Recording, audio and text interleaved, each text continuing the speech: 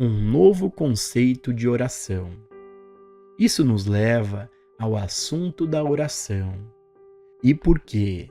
É que nesta era, mais uma vez, a natureza do poder espiritual na Terra está prestes a ser universalmente conhecida e sua disponibilidade demonstrada. A maior parte das orações do mundo tem sido uma tentativa de esclarecer a Deus, dizer, informar ou pedir a Deus, se necessário, implorar a Ele, até mesmo suborná-lo para fazer ou ser algo. A oração tem sido uma atividade da mente humana, constituída por pensamentos e palavras. Nos primeiros dias de nossa experiência metafísica e espiritual, tentamos trazer a presença e o poder de Deus à cena humana e, de alguma forma, manipulá-los. Às vezes, era uma tentativa de trazer o Espírito de Deus para a cura do conceito material do corpo, ou trazer Deus à Terra para impedir guerras ou salvar vidas no meio da guerra. Às vezes, chegamos a Deus até mesmo em busca de suprimento. O assunto do suprimento exemplifica melhor a natureza da ignorância que fomenta essa tentativa de usar Deus.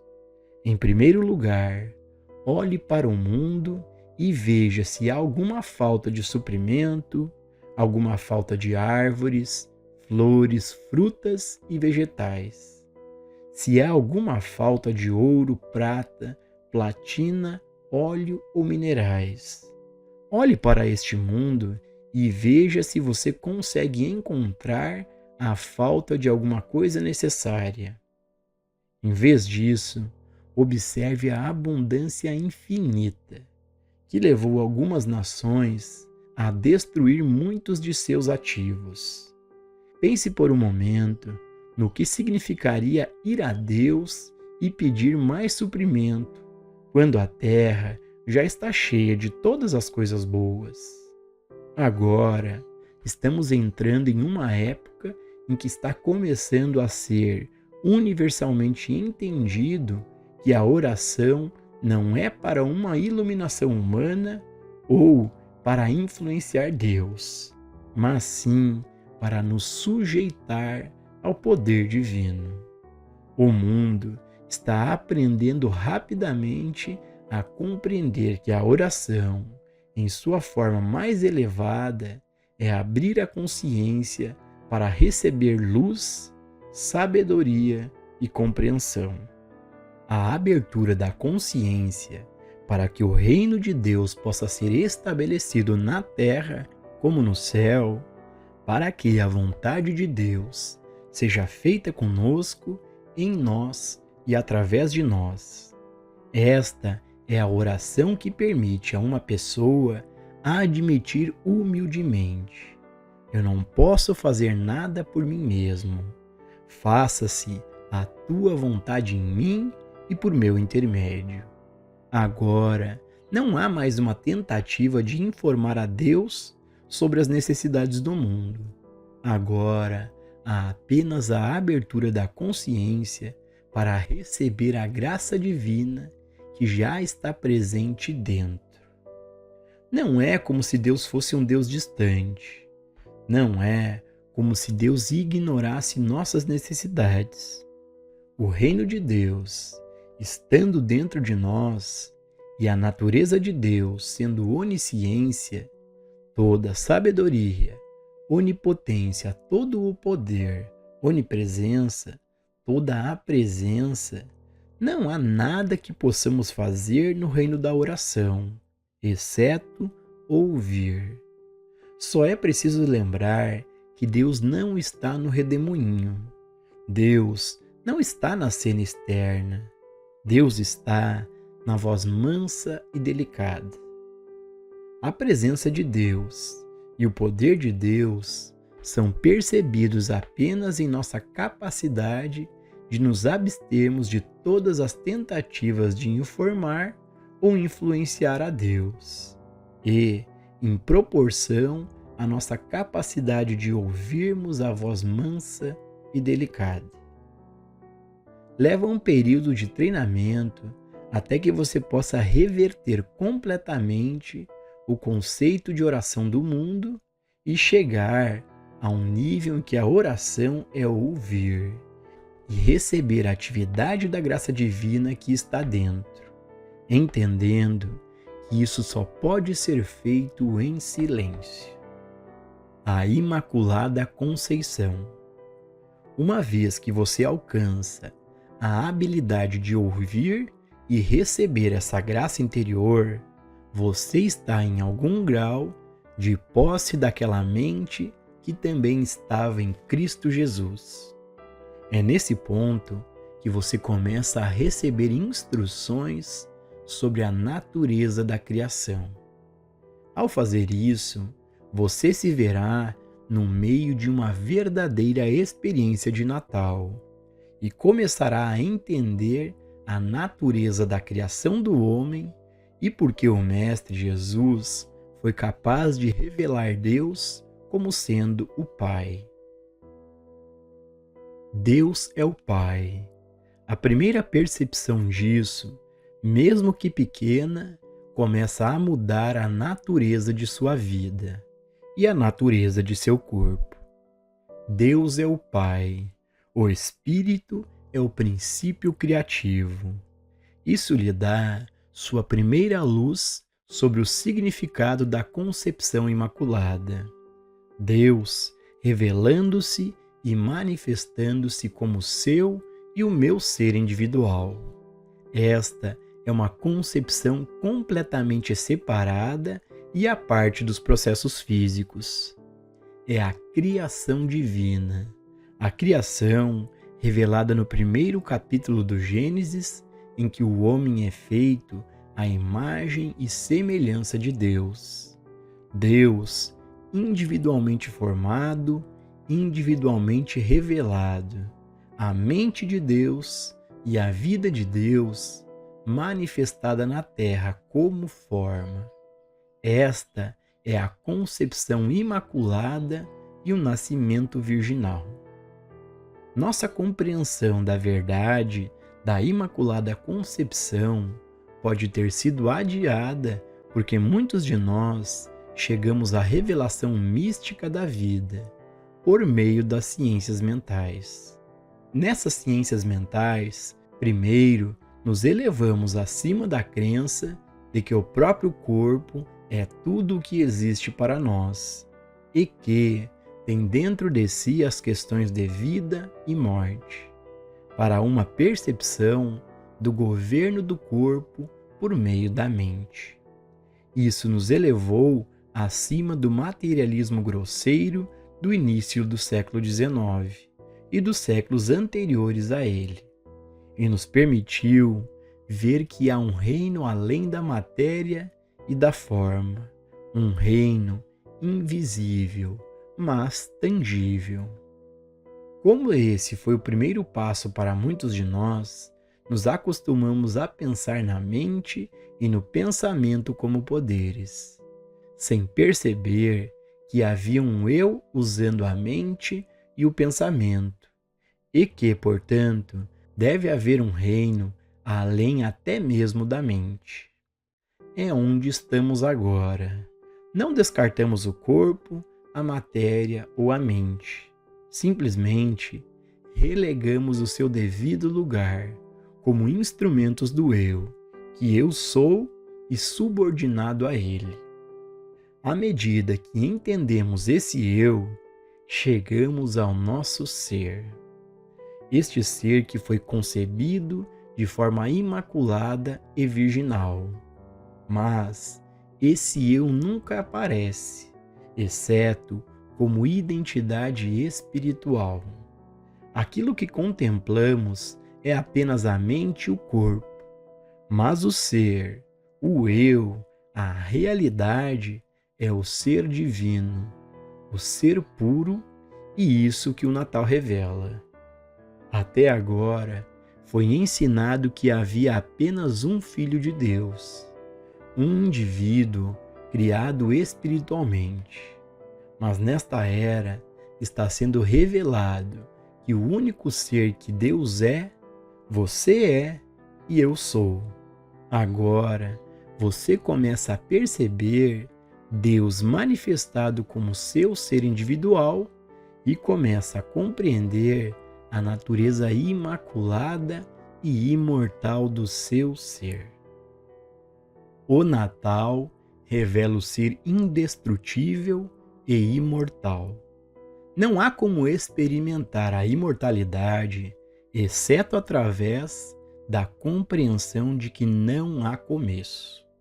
Só o que não tem começo é sem fim, e essa é a identidade que eu sou e você é. Esta é a revelação do Natal, do ser imortal que somos. Jesus não alegou para si um nascimento diferente ou uma criação diferente, mas falou de meu Pai e vosso Pai, reconhecendo que Deus era seu Pai e Pai de todos, e, portanto, todos são um na filiação divina. Ele disse: eu e meu Pai somos um. Antes que Abraão existisse, eu sou. Antes que o sentido humano de Abraão aparecesse na terra, eu sou. E esse eu sou teve seu início no princípio. Eu e o Pai somos indivisíveis, indivisivelmente um. E isso significa seu Pai e meu Pai. Esta é a revelação do Natal. Eu e o meu Pai somos um. Quem me vê, vê aquele que me enviou. E esta é a verdade de seu ser imaculado, de sua identidade concebida espiritualmente. Uma vez que você entende que Cristo Jesus não declarou uma identidade separada e a parte da sua ou da minha, você está vivendo a experiência do Natal e pode discernir a natureza da mensagem de Cristo, a revelação da filiação espiritual. Até que você compreenda a filiação espiritual, você não pode ter um Natal de verdade. E para você, o Natal continuará sendo um feriado pagão. Mas, quando você percebe a divindade do seu ser, a paternidade de Deus e a natureza espiritual do Filho, você entra na experiência do Natal. Você é despertado para a missa do Cristo. O segredo está na palavra eu. Eu vim para que todos tenham vida e a tenham em abundância. Eu, este Filho Divino ou Cristo, que é a sua identidade, é a eternidade e a perfeição do seu ser. Sem esse eu no centro do seu ser, sem essa divindade como a natureza do seu ser, onde está a sua imortalidade? Onde está o seu governo de Deus? A identidade humana morre para que o Cristo nasça. Assim, à medida que você permanece mais e mais em silêncio e recebe luz de dentro, você descobre que Deus plantou paz na terra, plantou abundância, harmonia e saúde. Ao olhar dos 5 sentidos físicos, no entanto, você não percebe a natureza deste universo espiritual, e você constrói um universo a partir do 2º e 3º capítulos do Gênesis, uma criação sua, na qual você coloca rótulos em tudo e nomeia algumas coisas boas e outras más. Mas lembre-se de que, enquanto persistir em olhar através da mente humana, você continuará a testemunhar o bem e o mal, a abundância e a carência, saúde e doença, vida e morte. É somente quando você aprende a ficar quieto e ouvir a voz mansa e delicada, que a revelação é dada a você sobre a natureza espiritual do seu ser. O nascimento de Cristo, então, ocorre dentro de você e a individualidade humana morre. A individualidade humana não pode ser espiritualizada. A individualidade humana não pode receber a graça de Deus, porque não conhece as coisas de Deus. Para receber as coisas de Deus, é necessário morrer diariamente. Olhar para o mundo e reconhecer a abundância infinita que existe é realmente morrer, em parte para a crença na abundância e na carência, porque é evidente que não há abundância e carência, há apenas abundância. O que o homem faz com essa abundância, entretanto, é uma história bem diferente. Mas a abundância está lá, pronta para pular em manifestação visível com uma mudança de consciência. Olhe constantemente para este mundo de abundância e você notará que parte de você, aquela parte de você que acreditava na falta, morreu. Assim é, à medida que mais e mais dessa mente que estava em Cristo Jesus se torna sua mente, por meio da escuta, por meio dessa experiência superior de oração, você é capaz de olhar para fora e discernir que saúde e integridade são a realidade. Em nenhum lugar no reino de Deus há um oposto. E é apenas na medida em que você é governado e moldado por esta crença em dois poderes que você experimenta o que é chamado de mundo humano, o mundo do bem e do mal. Você morre para a crença da mente humana somente quando é instruído pela voz mansa e delicada, pois esta voz tem uma oportunidade de revelar a sua natureza e sua presença, pois ela é o Consolador. Em certa medida, você morre para a sua humanidade ao ponderar sobre a natureza de seu Pai, que está no céu, de seu único Pai, permitindo-lhe assim ponderar a natureza de seu ser, aquele ser imaculadamente concebido e espiritualmente gerado, como a cristandade do seu ser, aquele que você nunca nasceu e nunca morrerá, que, como herdeiro de Deus, não vive pela força ou pelo poder, nem mesmo por suplicar a Deus, mas vive pela graça. Esta é sua filiação divina, sua vida individual que é vivida pela graça em virtude de ser um herdeiro e não pelo suor da sua testa. Comece a perceber que a razão do Natal é a revelação do seu eu, sua filiação divina.